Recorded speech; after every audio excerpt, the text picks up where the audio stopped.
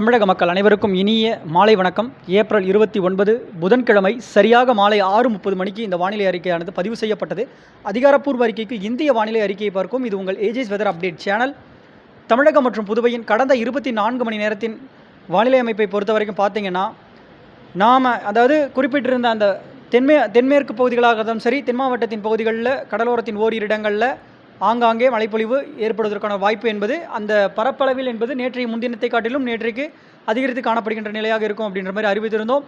அதன் அடிப்படையில் பார்க்கும் பொழுது நேற்றைக்கு பார்த்திங்கன்னா, குறிப்பாக கன்னியாகுமரியாக இருந்தாலும் சரி, திருநெல்வேலி, தென்காசி போன்ற மாவட்டங்கள்லேயும் ஆங்காங்கே பரவலாக ஓரிரு இடங்களில் ஒதுக்கினாலும் சற்று பரவலாக கூடுதல் இடங்களில் மழைப்பொழிவு கொடுத்திருக்கிறதுன்னு சொல்லலாம்.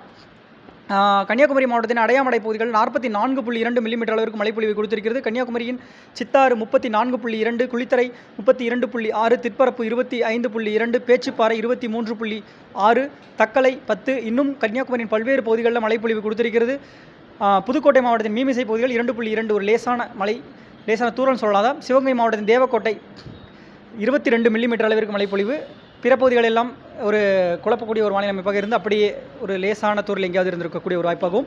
தென்காசி மாவட்டத்தில் பார்த்திங்கன்னா, செங்கோட்டை கணவாய் பகுதிகள், குண்டாறு, அடவானையார் கோவில் டேம் இங்கெல்லாம் பார்த்திங்கன்னா அதிகபட்சமாக செங்கோட்டையில் 22 மில்லிமீட்டர்.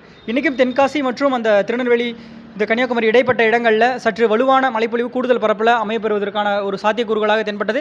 அதே போல் அமைந்தது. என்னால் அறிக்கை வழங்க இயலனாலும் நம்ம பழைய, அதாவது முந்தைய கால அறிக்கைகளில் சொல்லியிருக்கோம். அந்த 29 காலகட்டங்களிலே கர்நாடக எல்லையோர பகுதிகளுக்கும் ஒரு வாய்ப்பாக தொடங்கக்கூடிய ஒரு அமைப்பு இருக்கக்கூடிய ஒரு வாய்ப்பு இருக்குது அப்படின்ற மாதிரி சொன்ன அடிப்படையில் பெங்களூருவில் மையமாக வைத்து இப்போ வளிமண்டல சுழற்சி வடமேற்கு காற்று ஈர்ப்பின் காரணமாக காற்று குவிதல் ஏற்பட்டு அங்கே மழைப்பொழிவை பெங்களூரு உள்ளிட்ட சுற்றுவட்டார பகுதிகளாலும் சரி, அது அப்படியே கிருஷ்ணகிரி அந்த எல்லையோர பகுதிகளில் இந்த ஈரோடு, நீலகிரி உள்ளிட்ட அந்த ஒரு ஜோன்ஸில் ஆங்காங்கே அப்படின்ற மாதிரி, அந்த நீலகிரி மீன்ஸ் அந்த இடம் இப்போ சொல்கிறேன்ற அந்த மையமாக கிடையாது, அந்த மையத்தில் இருந்து பெங்களூரு இடைப்பட்ட அந்த ஒரு ஜோன்ஸில் தான் நான் சொல்ல வரது.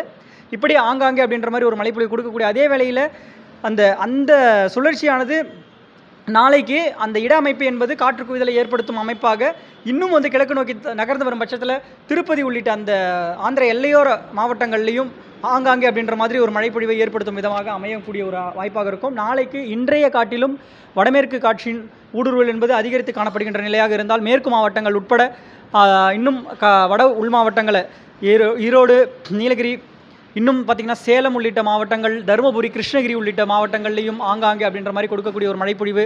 அதே வேளையில் தென் மாவட்டத்தின் பகுதிகளிலையும் இன்றைக்கு மழைப்பொழிவு ஆங்காங்கே அப்படின்ற மாதிரி நேற்றைய பரப்பை விட சற்று கூடுதலாக கொடுக்கக்கூடிய ஒரு நிலைன்னு சொல்லலாம். திருநெல்வேலி மாவட்டத்தின் ஊத்து, நாலுமுக்கு, காக்காட்சி பகுதிகளிலையும் மழைப்பொழிவு கொடுத்திருக்கிறது. அந்த மழைப்பொழிவு என்பது தொடரக்கூடிய ஒரு அமைப்பாகவும் அதே வேளையில் மேற்கு தொடர்ச்சி ஒட்டியுள்ள மாவட்டங்களிலும் சரி, மேற்கு மாவட்டங்களிலும் சரி, இனி வரக்கூடிய அடுத்தடுத்த நாட்களில் மழைப்பொழிவு என்பது ஆங்காங்கே அப்படின்ற மாதிரி கொடுக்கக்கூடிய ஒரு அமைப்பாக இருக்கக்கூடிய ஒரு சூழ்நிலை. அடுத்து வரக்கூடிய ஒரு 14-15 தினங்கள் வரைக்குமே இப்போ அந்த தமிழகத்தின் ஓரிரு இடங்களில் மழைப்பொழிவு என்பது கொடுக்கக்கூடிய ஒரு சூழ்நிலையாக இருக்கும்.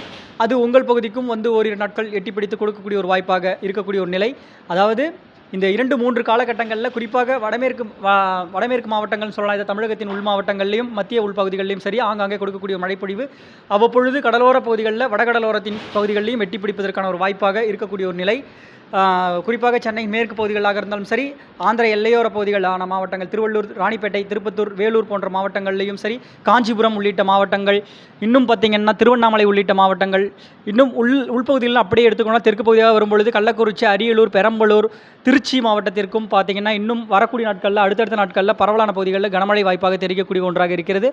அதே வேளையில் கரூர் மாவட்டங்கள் சரி, ஈரோடு, நாமக்கல், சேலம் இந்த சுற்றுவட்டாரத்தின் பகுதிகளிலும் சரி, காற்று பகுதிகள் உட்பட ஆங்காங்கே ஒரு மழைப்பொழிவு கொடுக்கும் அமைப்பாக இருக்கக்கூடிய ஒரு நிலை. இந்த நிலை எதன் காரணமாக அப்படின்னு பார்க்கும்பொழுது நம்ம ஏற்கனவே சொல்லியிருக்கோம், மாலத்தீவை ஒட்டி இப்போ இந்த சுழற்சியானது, இந்த மேலடுக்கு சுழற்சி மேல் இந்த சுழற்சியாக நிலவி வந்த அந்த குமரிக்கடலை ஒட்டி பகுதியில் நிலவி வந்த சுழற்சியானது மாலத்தீவு பகுதியை நோக்கி நகர்ந்து போகக்கூடிய ஒரு சூழ்நிலை இருக்கும் பொழுது நிலநடுக்கோட்டு பகுதிகளிலிருந்து வரக்கூடிய தென்மேற்கு பகுதிகள் காற்று சென்று அப்படியே சோமாலியா பகுதிகளை சுற்றி நமக்கு மீண்டும் அரபிக்கடல் வழியாக மேற்கு காற்றாகவும் அவ்வப்பொழுது அப்படியே குமரிமுனையை சுற்றி கொண்டு ஏற்றக்கூடிய ஒரு அமைப்பாக இருக்கக்கூடிய ஒரு நிலை. அதே வேளையில் வங்கக்கடலில் பார்த்திங்கன்னா உயரழுத்தம் இருந்து கொண்டு அந்த உயரழுத்தத்தோடு இணையப்பெற்ற அந்த கிழக்கிலிருந்து வரக்கூடிய தென்கிழக்கு காற்றும் கிழக்கு காற்றும் இணையப்பெற்ற அந்த காற்றும் கடலோரத்தில் ஏற்றம் கொடுக்கக்கூடிய ஒரு வகையில் அமையக்கூடிய ஒரு நிலை தான் சில இடங்களில் குழப்பக்கூடிய ஒரு வானிலை அமைப்பாக கடலோர மாவட்டத்தில் அவ்வப்பொழுது ஏற்படுத்தக்கூடிய ஒரு நிலையாக இருக்கும். இது இருகாற்று இணைவுகளை ஏற்படுத்தும் இடங்களில் ஒரு சில இடங்களில் லேசான மழைப்பொழிவும் ஏற்படுத்தக்கூடிய ஒரு அமைப்பாக இருக்கும். இப்போது 29 காலகட்டங்கள் நாம் அறிவித்திருந்தோம். அதாவது மழைப்பொழிவு என்பது உள் மாவட்டங்களில் ஏற்படுவதற்கான அந்த கர்நாடக எல்லையோர மாவட்டங்களாக இருந்தாலும் சரி அங்கே ஏற்படுவதற்கான வாய்ப்பு என்பது இருக்கும் என்ற ஒரு சூழ்நிலையில் இப்போ கரண்ட் சுச்சுவேஷனில் பார்த்தீங்கன்னா பெங்களூரு சுற்றுவட்டார பகுதிகளில் ஆங்காங்கே அப்படின்ற மாதிரி இந்த மாலை இடி மழை தீவிரப்படுத்தியிருக்கக்கூடிய நிலை, அதனுடைய தாக்கம் என்பது கிருஷ்ணகிரி மாவட்டத்தை ஒட்டி அந்த எல்லையோர பகுதிகளில் தேன்கனிக்கோட்டை இந்த ஒசூர் பகுதி இந்த ஒரு பகுதிகளில் ஒரு சில இடங்களில் ஏற்படுவதற்கான ஒரு வாய்ப்பாக இருக்கக்கூடிய, அப்படி இல்லை அப்படின்னா நாளைக்கு அடுத்தடுத்த நாட்கள்லையும் படிப்படியாக இந்த மழைப்பொழிவின் தீவிரம் என்பது அதிகரித்து காணப்படுகின்ற ஒரு நிலையாக இருக்கும். அதே வேளையில் பார்த்திங்கன்னா இந்த சூப்பர் எல்லினோ ஸ்டார்டிங் ஸ்டேஜை பற்றி நம்ம சில இதெல்லாம் பார்த்துட்ருப்போம் இந்த வானிலை அறிக்கையில். நம்ம ஏற்கனவே நம்ம வந்து இந்த எல்லினோ பற்றிய ஒரு தகவல்களை நம்ம சேனலில் கொடுத்துருக்கோம். அதை பார்ட் 2 அப்படின்றத நம்ம வந்து வெளியிடலாம். அதை மீண்டும் நம்ம என்னென்ன சொல்லியிருக்கோன்றதை ஒரு கோர்வையாக நம்ம பார்த்துட்டு இதனுடைய சுச்சுவேஷனாக இப்போ இந்த ஹீட் வேவ்ஸ் கொடுக்கக்கூடிய நிலை இதை எதன் காரணமாக அப்படின்றதெல்லாம் நம்ம கண்டிப்பாக இதை பற்றி நம்ம ஒன்று பேசி ஆகணும். நாம் வந்து அதை பற்றி நம்ம பேசியிருக்கிற அடிப்படையில் தான் கண்டிப்பாக இந்த மான்சூன் சீசன் அமையும் அப்படின்ற மாதிரி நம்ம எதிர்பார்க்குறோம்.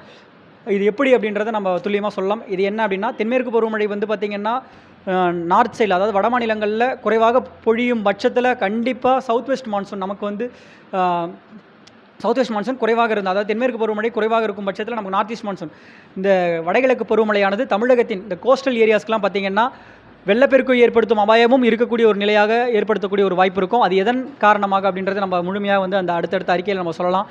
இப்போ எல்னினோ ஸ்டேஜ் ஸ்டார்ட் ஆயிருச்சா இல்லை அப்படின்றதையும் அதையும் நம்ம கண்டிப்பாக நம்ம விவரிப்போம். இப்போ எனக்கு நேரமின்மை காரணத்தால் நம்ம வந்து இந்த அறிக்கையை நம்ம வந்து லேட்டாக தான் வழங்குறேன். ஏன்னா என்னுடைய பிற பணிகளும் இருக்கக்கூடிய ஒரு நிலை என்பதால் இந்த அறிக்கை என்பது கண்டிப்பாக எல்லாருக்கும் போய் ஒரு முழுமையாக போய் சேர்ந்துட்டுருக்கும்னு நினைக்கிறேன். சிலருக்கு இது அதிருப்தியை கொடுக்கும் வகையில் இந்த அறிக்கை இருக்கக்கூடிய ஒரு நிலை இருந்தாலும் அவர்களுக்கு நான் மன்னிப்பை கேட்டுக்கொள்கிறேன். ஆனால் என்னென்னா, நான் வந்து இந்த ஸ்பீச் வந்து என்னோடதே யூனிக்காக இருக்கணும் அப்படின்றதுல அந்த யூனிக்காக நான் வந்து வேகமாக போகிறேன். இந்த வேகமாக போகிறது சிலருக்கு அதை கேட்கக்கூடிய வகையில் இல்லைனாலும் சில இடத்துல நான் வந்து தவறுகளை இழைத்தாலும் அது வந்து நான் வந்து வருந்துகிறேன், நான் வந்து முடிஞ்ச அளவுக்கு நான் வந்து என்னோடய ஸ்பீச்சை கொஞ்சம் ஸ்லோ கண்ட்ரோலாக பேச பழகிக்கிறேன். வானிலையில் ஏதாவது ஒரு சிறு மாற்றங்கள் இருந்தாலும் உடனுக்குடன் நம்ம அறிவிக்கலாம். கண்டிப்பாக 29 தேதிகளுக்கு பிறகாக மாற்றங்கள் ஏற்படும் என்ற நிலையில் நாளை முதல் இன்றும் சில இடங்களில் கொடுக்கக்கூடிய ஒரு மழைப்பொழிவு என்பது தென் மாவட்டங்களாக இருந்தாலும் சரி உள்பகுதிகளிலும் ஆங்காங்கே அப்படின்ற மாதிரி வரக்கூடிய நாட்களில் மழைப்பொழிவின் தீவிரம் என்பது அதிகரித்து காணப்படுகின்ற ஒரு நிலையாக இருக்கும். வெப்பம் என்பது அவ்வப்பொழுது ஓரிரு இடங்களில் அதிகபட்சமாக உள் மாவட்டங்களிலையும் பதிவாவதற்கான ஒரு நிலை இருந்தாலும் மழைப்பொழிவும் அவ்வப்பொழுது அங்கே அதாவது அவங்களுக்கு அமையப்பெறும் வாய்ப்பாக இருக்கும். வானிலையில் ஏதாவது சிறு மாற்றங்கள் இருந்தாலும் உடனுக்குடன் அறிவிக்கின்றேன். வானிலையோடு இணைந்திருங்கள். நன்றி, வணக்கம்.